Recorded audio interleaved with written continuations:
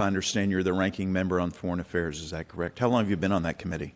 I've been on the committee for 26 years. How did these programs that we have so much consternation over, which really led up to the decimation of USAID, whether you agree with it or not, how did those programs get authorized? United States Congress. Through Foreign Affairs? We are the Authorization Committee and you are the Appropriators, yes. Right, but the programs which were deemed frivolous, the gender ideology programs, the ones that our chairman has spoken of, how did those end up passing the Authorization Committee to be in place to begin with? Well, members of Congress, those on the committee, Democrats and Republicans, we had individuals, whether it was the Biden administration or the Bush administration before that, or the Clinton administration in my times here. We had dialogue, we had conversation. There was always room for reviewing and holding accountable, and folks would come in to testify. We want to make sure that the intent of what we authorized was carried through. And I would say that the intent of, is there always opportunities to review and to go back and to change certain things to make sure that the intent of Congress is moving forward? Yes. So there, and there's congressional notifications that are required. Right. Was there any talk while this was going through the process through these years, especially when the Democrats had control of the U.S. House and had the gavels in that committee, was there any talk that you may be pushing it too far? That this may come back to bite us in the butt and we may lose everything if we push it too far? What we did, the talk was, and what we did was always try to make sure that both sides, Democrats and Republicans, would have their view, would talk through it. There was compromise, and we would then agree to what we think that would be beneficial from coming as far as the United States committing to the rest of the world. Very proud of the fact that USAID had said from the American people to the world.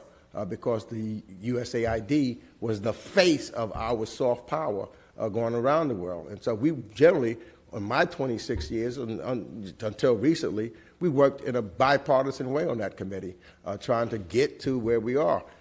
What's shocking about this is, without coming back to Congress, without having a dialogue with us, is just the abrupt cut by this administration.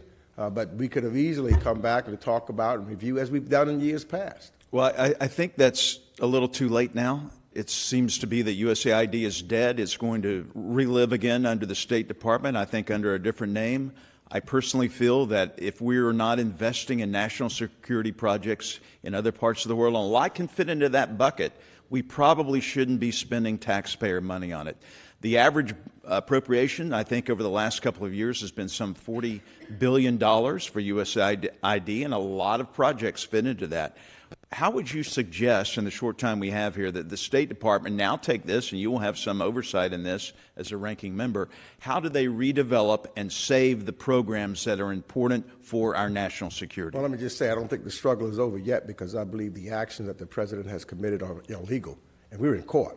And the courts will have the final words on whether or not what was done was justified and whether the President had the power to do that because it does not strike the will and the agreement of Congress as us being an equal branch, co-equal branch of government where we had worked things out. And there's been no coming back to us, no notifications which are required.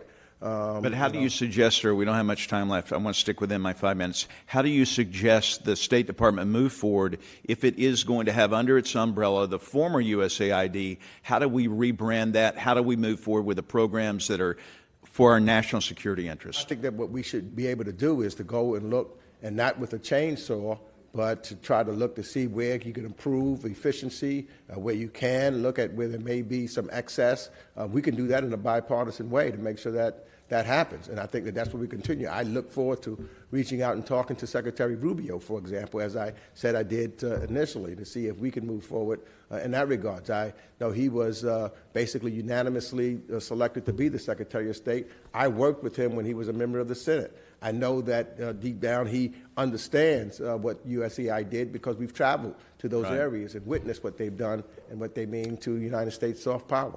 Well, thank you, sir. I really appreciate your testimony and coming here today. I, too, am a little bit troubled with how all this went down, but I do know my folks in the 4th Congressional District of Missouri have had it with us spending taxpayer dollars on frivolous programs. I know that there's a lot of good. About 60% of it has to do with humanitarian health aid programs that I think we need to continue in some form or fashion. But at least now we are talking about it. We are going to resolve this issue, and hopefully we can come together on some answers that are meaningful for the American people. And thank you, and with that, I yield back. Thank you. Thank you.